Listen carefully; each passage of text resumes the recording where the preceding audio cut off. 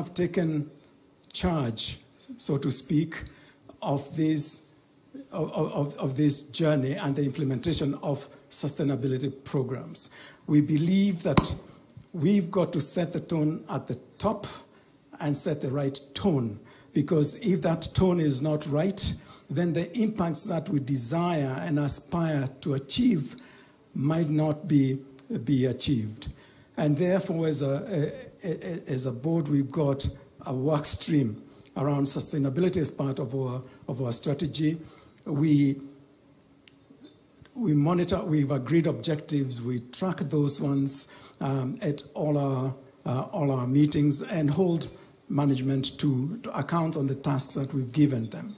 And we also believe that as a board that aspires to be an exemplar in corporate governance, we subscribe to the very principles of good corporate governance, which affect everything that a business does, including activities to do with sustainability.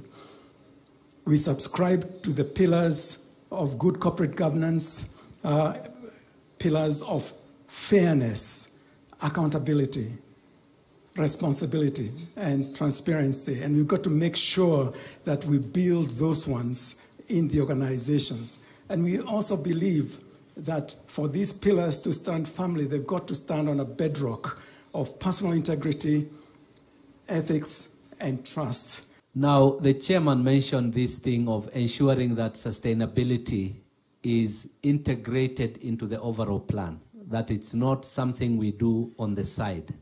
And for us in Absa, sustainability is core to the purpose of the organization, empowering Africa's tomorrow together, one story at a time. It's about empowerment.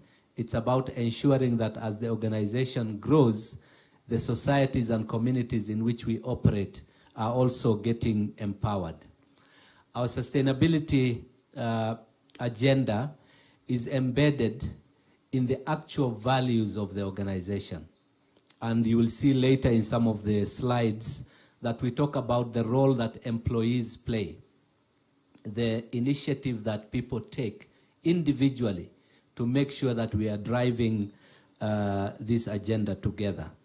It's also embedded in the strategy. You know, last week we had our results announcement, and a big part of the update that we gave to the market is also talking about where we are on our own sustainability agenda.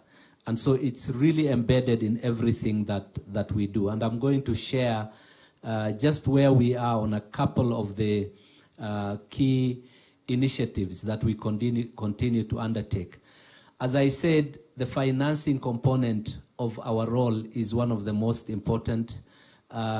Sustainable finance is something that we track as an individual pillar.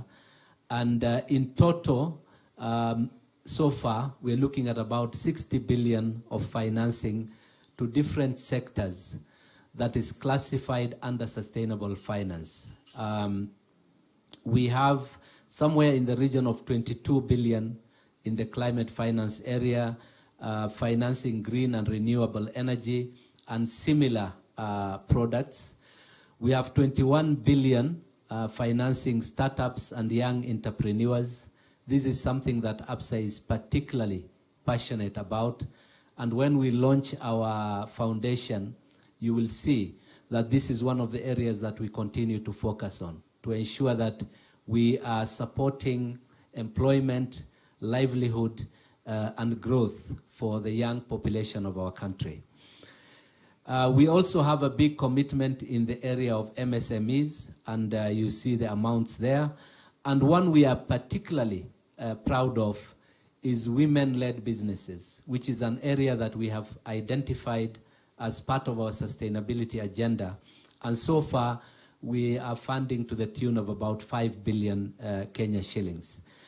In addition to funding for women-led businesses, we also do a lot of empowerment, skill development, training, and many other initiatives in that space. Safaricom is key on strategic partnerships. Abdi said, no one can do this alone, not the government, not in one company. For us to be able to deliver a sustainable future, we need partnerships.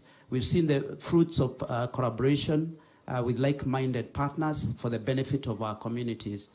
As I mentioned earlier, Absa and other key three other financial institutions partnered with Safaricom to arrange a 15 billion sustainability-linked loan, which we launched last year as part of launch of the sustainability report.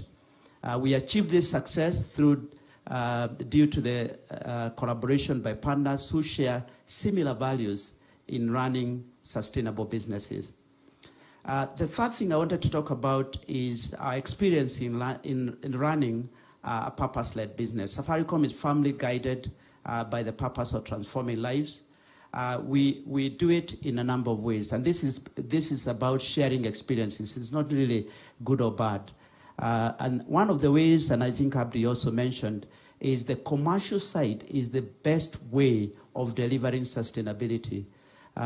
So in the way we design our products, in the way we develop our products, and also in the way we run our operations. So whether that is M-Pesa, Lipa Mdogo Mdogo in terms of allowing people to acquire devices, moving them from 2 to 4G. Then through our foundation, sometimes sustainability is seen mostly from a social side, but actually commercial is important.